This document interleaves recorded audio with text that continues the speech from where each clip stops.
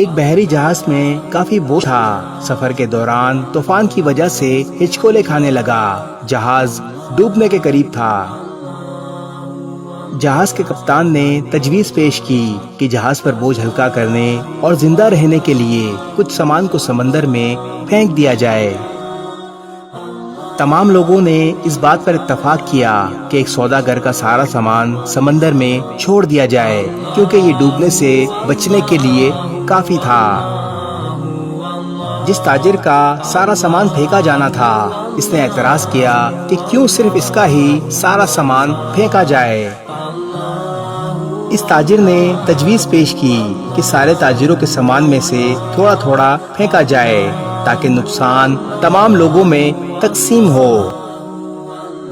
تب تمام تاجروں نے اس کے خلاف بغاوت کی، اور چونکہ وہ ایک نیا اور کمزور تاجر تھا، اسے سامان کے ساتھ سمندر میں پھینک دیا گیا۔ لہروں نے تاجر کے ساتھ لڑائی کی، یہاں تک کہ وہ بے ہوش ہو گیا۔ جب ہوش میں آیا تو کسی نامعلوم اور ویران جزیرے کے کنارے پر تھا۔ تاجر بہت مشکل سے اٹھا اور سانس لیا، یہاں تک کہ وہ گھٹنوں کے بل گر گیا اور اللہ سے مدد کی درخواست کی، اے اللہ مجھے اس تکلیف دہ صورتحال سے بچائیے۔ تاجر کو جزیرے پر کئی دن گزرے۔ اس دوران تاجر نے درختوں کے پھل اور خرگوش کا شکار کر کے اور قریبی ندی سے پانی پی کر گزارا کیا۔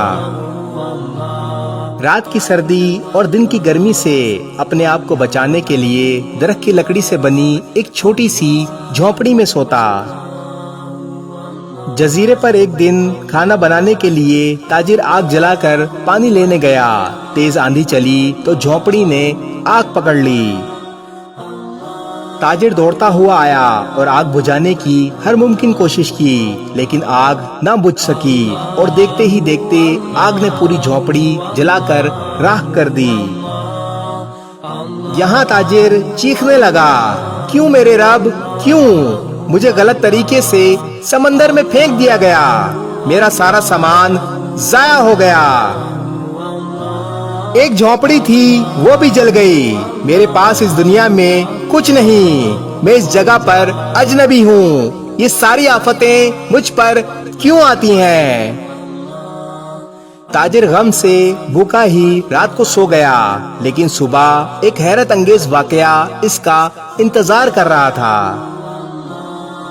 وہ صبح اٹھا تو اس نے دیکھا جزیرے کے قریب پہنچنے والا ایک جہاز جو اسے بچانے کے لیے ایک چھوٹی کشتی سمندر میں اتار رہا تھا۔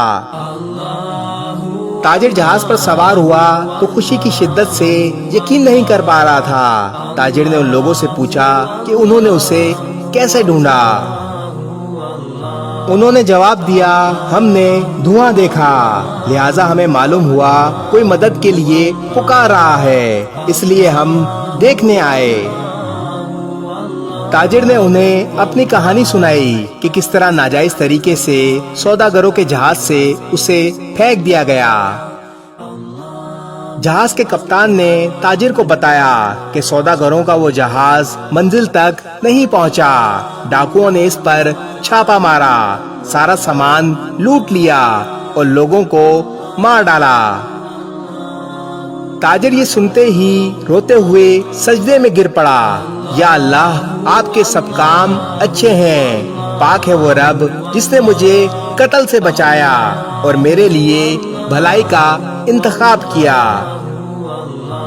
اگر آپ کے حالات بگڑ جاتے ہیں تو خوف زدہ نہ ہوں، بس اتنا بھروسہ کریں کہ اللہ ہر چیز میں حکمت رکھتا ہے۔ جب آپ کی جھونپڑی جل جائے تو جان لو اللہ آپ کے امور کا انتظام کر رہا ہے اور آپ کو مصیبت سے بچانا چاہتا ہے۔